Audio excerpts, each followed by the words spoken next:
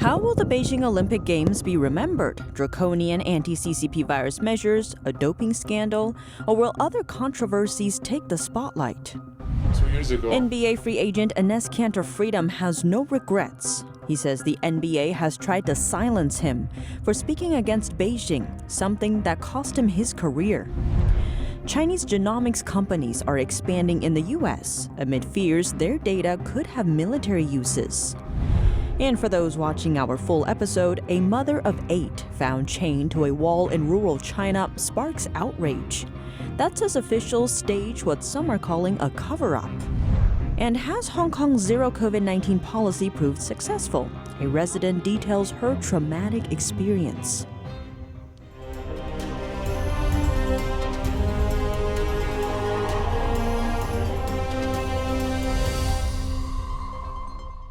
Welcome to China in Focus. I'm Tiffany Meyer.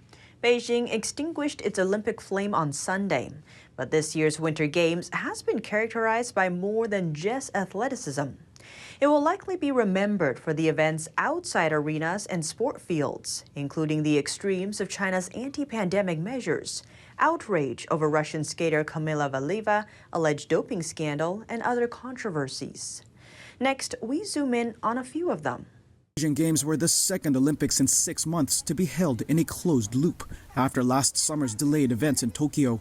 In China, the tight seal prevented the spread of COVID-19 at the Olympics or into the community, vindicating a zero-COVID policy that has isolated China from the rest of the world. But many athletes still had their Olympic dreams dashed by positive tests that prevented them from competing. China was, however, spared any embarrassing protests by competitors over its treatment of the Uyghur Muslim minority, and thousands of foreign journalists on hand were stuck inside the loop, unable to report more widely. But the game's biggest legacy will be the controversy surrounding skater Valieva, who failed a doping test in December, but the result only revealed a day after she helped her team win an Olympic medal. Though she was eventually allowed to compete in her final singles event, Valieva stumbled under pressure. The Beijing Games are now behind us, but before we wrap up our coverage, a few last incidents are garnering public attention. Here's our full roundup from both on and off the sports field. Inside the Olympic arena, the first incident struck during the men's 1,000-meter short track final. That's when a Chinese speed skater appeared to push his Hungarian opponent, causing him to fall right before the finish line. The Hungarian athlete still crossed the finish line first, but he was disqualified by judges. And in the end, the Chinese athlete was awarded the gold medal. In the same sports semifinal, 2 South Korean hopefuls were penalized and disqualified. One of them holds the world record, while the other holds the Olympic record. South Korea filed an appeal with the Court of Arbitration for Sports. That's to address what it called the injustice of the race's outcome. At the quarterfinal for women's 500-meter speed skating, Chinese speed skater Fan Kexing was spotted sliding a race marker under the foot of Canadian opponent Allison Charles, causing her to fall. Fan appeared to have reached out of her way for the marker.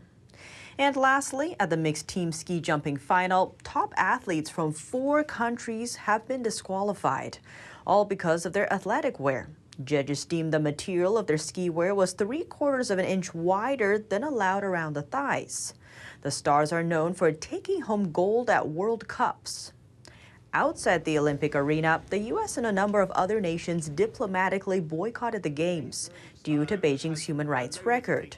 China condemned the move and described it as politicizing the Games. But Beijing may have embraced its own political agenda. The day of the opening ceremony, Chinese Communist Party head Xi Jinping met with Russian President Vladimir Putin. Both expressed support for one another, specifically surrounding Taiwan and other territorial issues. On the other hand, an Olympic torchbearer rose eyebrows in India and prompted a last-minute boycott. That's because back in 2020, the soldier had been involved in a deadly border clash with India. Also on the list of controversies, a Uyghur athlete from Xinjiang was chosen to light the Olympic flame. The choice came as a surprise, given widespread allegations against China's treatment of the ethnic group. Activists say 1 million Uyghurs have been detained in so-called re-education camps there. complete with torture and forced labor. The U.S. has called it genocide, a statement Beijing denies. China also took the Games as an opportunity to restate its territory claims. During a press conference, a Beijing spokesperson echoed the communist regime's stance on Taiwan. The regime considers the island part of China and has threatened to take it over by force. Taiwan is governed by its own constitution and democratically elected leaders. Back to the U.S. sports arena, NBA free agent Enes Kanter Freedom has been outspoken on China's human rights abuses. He says the NBA has been trying to silence him for speaking against the Chinese Communist Party. But he has no regrets, even if it costs him his career. In the past 2 days, Enes Kanter Freedom has received a warm welcome from Capitol Hill among senators. The support comes after the Houston Rockets released the center. Freedom has publicly condemned the Chinese Communist Party's human rights abuses, including organ harvesting. He says Chinese authorities and the NBA have been paying close attention to him and have also been trying to silence him. 2 years ago, when the Houston Rockets GM tweeted about, Hong Kong, NBA wanted to, silence everybody. I got a call from my agent and said the whole Chinese government are watching your Twitter. Do not say anything.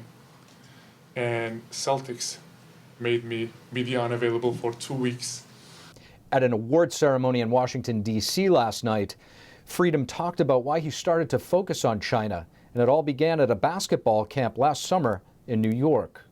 I remember one of the parents called me out in front of everybody and said, "How can you call yourself a human rights activist when your Muslim brothers and sisters are in concentration camps and getting tortured and raped every day?" I was shocked. I couldn't say anything. I turned around to that parent and I promised, said, "I'm going to get back to you." So that day I canceled everything. I went back to my hotel and started to study and started to learn about what's going on over there. Freedom was traded from the Boston Celtics to the Houston Rockets last Thursday, but the Rockets released Freedom on that same day. I talk about the issues that are happening in China. I lost my career. To be honest, it is a lonely road. I'm talking about in a sports world. You can talk about all the social justice, all the injustices that are happening around the world, but when it comes to China, you cannot speak up. If you do, then you have to face the consequences. But after learning all this,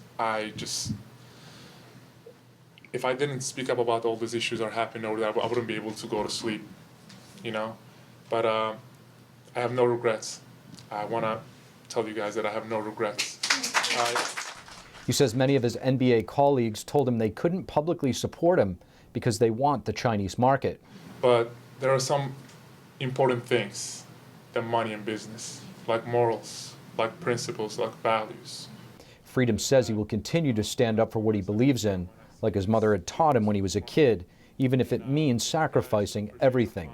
He was recently nominated for the 2022 Nobel Peace Prize. Should Freedom win the award, the 29-year-old would be the fourth youngest to do so. Last year, there were 329 candidates for the prestigious prize. Parliament members and ministers on the national level have the right to nominate candidates for the prize, as well as professors of history, law, social sciences, theology, among others. China, for quite some time, has been harvesting DNA from people all around the world, including Americans.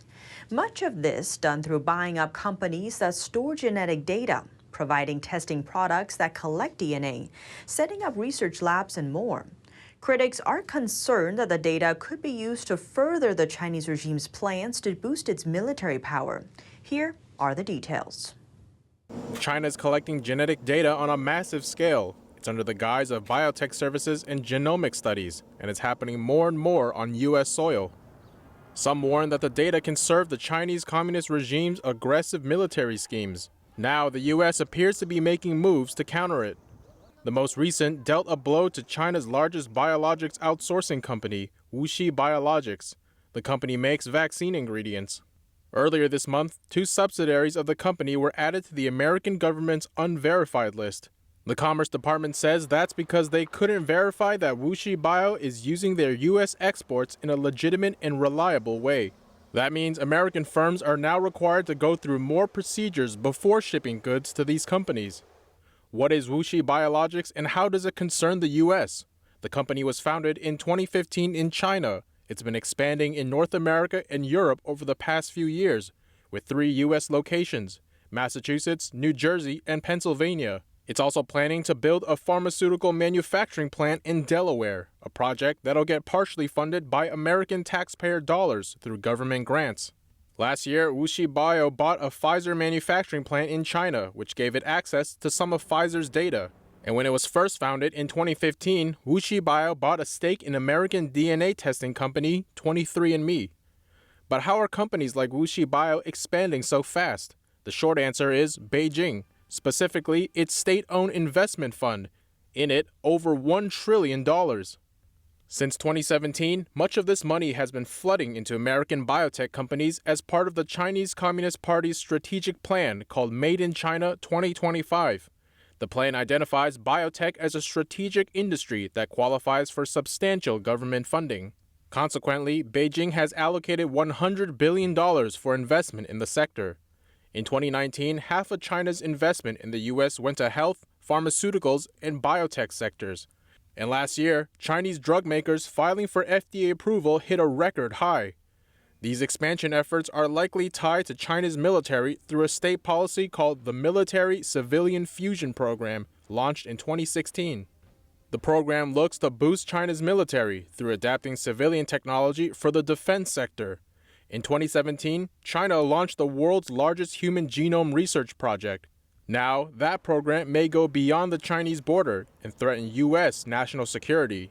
In an interview with the Epoch Times, China economics professor Dr. Antonio Graceffo mentioned one specific case, one where Beijing could collect DNA from American soldiers.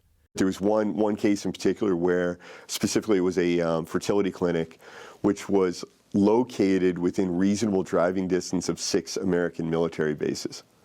So the idea was probably the CCP wants to own this fertility clinic, and then all the soldiers, and they're married and whatever, they're coming there for fertility or for paternity testing and things like that. The CCP's goal shows no sign of slowing. Its DNA collecting efforts now have expanded across the globe.